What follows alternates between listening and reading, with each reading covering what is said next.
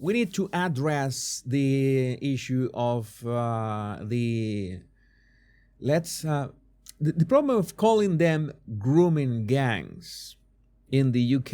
You know the reason why they are called the grooming gangs and not the rape gangs is because, you know, they had to put some kind of word to them, and they didn't want to sound offensive, because somehow all these politicians, all these officers, all these people that were to prosecute this, that should have been prosecuting these people, is oh no, we're gonna sound racist. We're gonna sound racist. And before we address this, I'm going to read one excerpt from Douglas Murray's book, which is a very, very important to understand the scope of this. And once I read this excerpt, I'm going to show you this video. I'm going to read this. This is from The Strange Death of Europe, from Douglas Murray. It took years for central government, the police, local authorities, or the Crown Prosecution Service to face up to the issue of these rape gangs. When they finally began to do so, an official inquiry into abuse in the town of Rotherham alone revealed the exploitation of at least 1,400 children over the period of 1997 to 2014. The victims were all non-Muslim white girls from the local community, with the youngest victim aged 11. All had been brutally raped. Some had also been doused in petrol and threatened with being set on fire. Others were threatened with guns and forced to watch the violent rape of other girls as a warning should they tell anyone about the abuse. The inquiry into the abuse found that although the perpetrators were almost all men of Pakistani origin operating in gangs, the staff of the local council described their nervousness about identifying the ethnic origins of perpetrators for fear of being thought as racist. Oh, we are gonna sound racist. Others remember clear direction from their managers not to do so. The local police were also found to have failed to act for fear of accusations of racism and of what this might do to community relations. As I said yesterday, and I will repeat that today, everybody involved in this, the perpetrators, those who knew and did nothing, and those who knew and made all in their power to hide this, all of them should be hanged. Make gallows great again. There's no other way to put this. There's no other way to talk about this topic. Holy shit. This is a must-watch on the rape gangs scandal from back in 2014, 10 years ago. Stories of police arresting girls and their fathers, but not the rapists. So if you were a girl or a father of a girl and you came forward to the police, you were the one who were arrested. Because you were a racist. This is a disgrace. Huge respect to Lord Ian Austin for taking on South Yorkshire then Chief Constable David Crumpton. Let's see the video again. Sorry,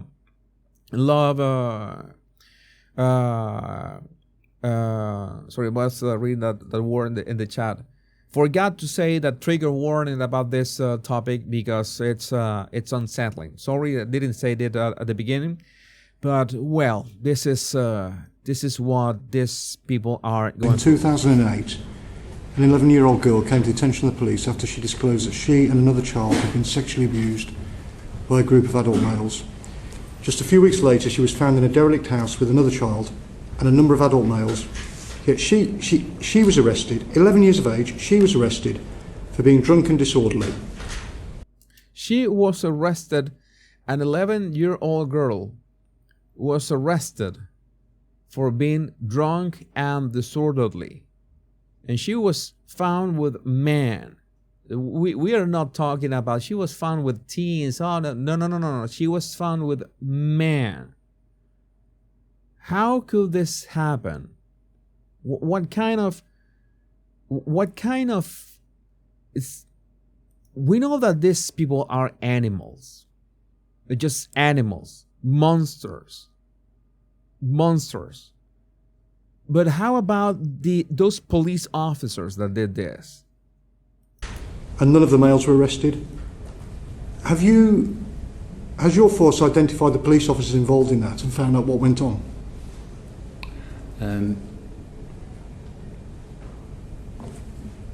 Silence. I don't know. Okay. Don't know. Police officer dismissed the case of a 12-year-old girl who'd been having sex with up to 5 Asian males because he said she had been, quote, 100% consensual. How is that going to be consensual?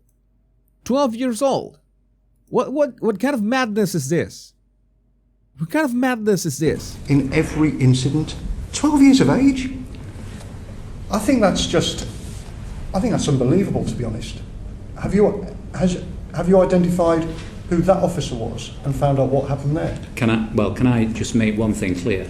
That I've said today that we must have an independent investigation team to come back at this. I have also personally spoken to the director. Okay, this was in 2014, and they were talking of something that happened in 2008. 6 years. 6 years. And the guy has no idea. The guy is trying to, well, do something. Oh no, yeah, we didn't know. You know what? We should have had a more thorough investigation. Yeah, the directive came from the top government. Agreed, Jenny. This is a problem. Yeah, they have no balls. British police have no balls. It's sad to say it. It's disgusting. It is disgusting.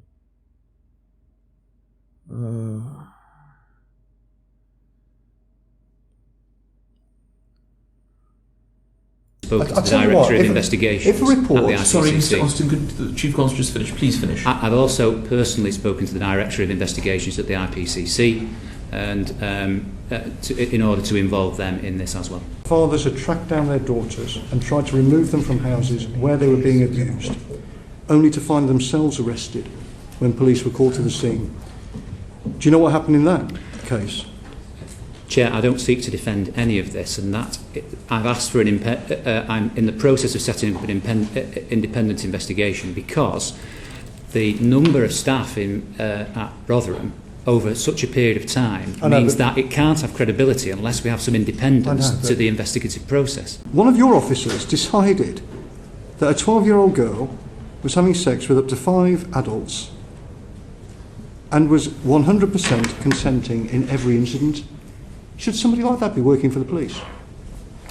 So, I mean, No. somebody's capable No. of making a decision like that? No, it's a dreadful decision. No. And I've set my position out to find out about it. This is what we got. This is what we got in the UK. It's something that should have never happened. It should have. I don't know how to put this into words. There's so much stuff. I don't know. All that I can do is to reinforce what I said on my show yesterday. That there's only 2 ways here for the UK. Men in the UK have only 2 options. You either do something or get fucked. That's the only 2 options that you have. Do something or get fucked. It is. And sadly, I see so many politicians and I see so many journalists that pretend to be on the nice side of this this matter, and no, they are not doing anything at all. In fact, they're not helping. Want to have a word with you with